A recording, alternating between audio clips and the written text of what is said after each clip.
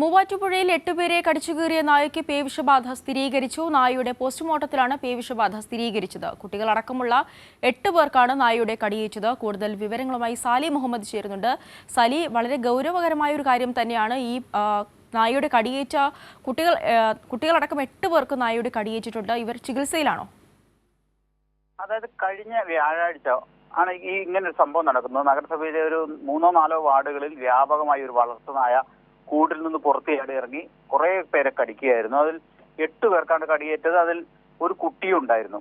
അപ്പൊ അന്ന് തന്നെ ഈ നായെ പിടിക്കാനുള്ള സംവിധാനം ഏർപ്പെടുത്തിയിരുന്നു. കോട്ടയത്ത് നിന്ന് പ്രത്യേക നായ പിടുത്ത സംഘം എത്തി നായയെ പിടിച്ചു കൂട്ടിലടച്ച് നിരീക്ഷിച്ചു വരികയായിരുന്നു. അതിനിടെ ഇന്നലെ ഈ നായ ചത്തു.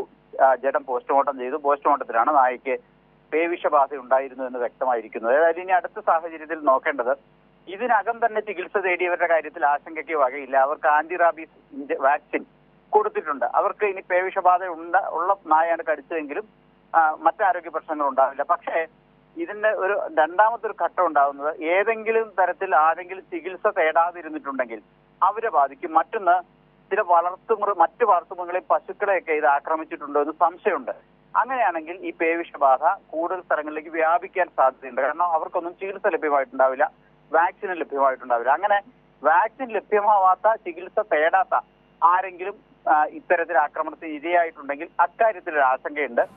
ഇതിനകം ചികിത്സ ലഭിച്ച 8 പേരുടെ കാര്യത്തിൽ ഒരാശങ്കയും ആവശ്യമില്ല എന്നാണ് ആരോഗ്യവകുപ്പും നഗരസഭാ അധികൃതരും വ്യക്തമാക്കിയിരിക്കുന്നത്. ഏതായാലും ഇനി ഒരു കൃത്യമായ ഒരു പഠനം നടത്താൻ നഗരസഭ തീരുമാനിച്ചിട്ടുണ്ട്. ആ പ്രദേശങ്ങളിൽ ഏതെങ്കിലും തരത്തിൽ ആക്രമണത്തിന് മറ്റു മൃഗങ്ങൾ ഇരയായിട്ടുണ്ടോ, പശുക്കൾ ഇരയായിട്ടുണ്ടോ, മറ്റു നായ്ക്കൾ ഇരയായിട്ടുണ്ടെങ്കിൽ അങ്ങനെ ആ നായ്ക്കളിലേക്ക് പേവിഷബാധ പടരാൻ സാധ്യതയുണ്ട്. ആ നായ്ക്കൾ ഏതെങ്കിലും തരത്തിൽ ആക്രമാസക്തമായാൽ അത് വ്യാപകമായ പ്രശ്നങ്ങൾക്ക് ഇടയാക്കും. അതുകൊണ്ട് തന്നെ വളരെ വിശദമായ പഠനത്തിന് മോറ്റം നഗരസഭ തയ്യാറെടുക്കുകയാണ്. ഇത് അക്കാര്യത്തിലൊരു പരിശോധന നടത്തുമെന്നാണ് മുനിസിപ്പൽ ചെയർമാൻ അറിയിച്ചിരിക്കുന്നത്.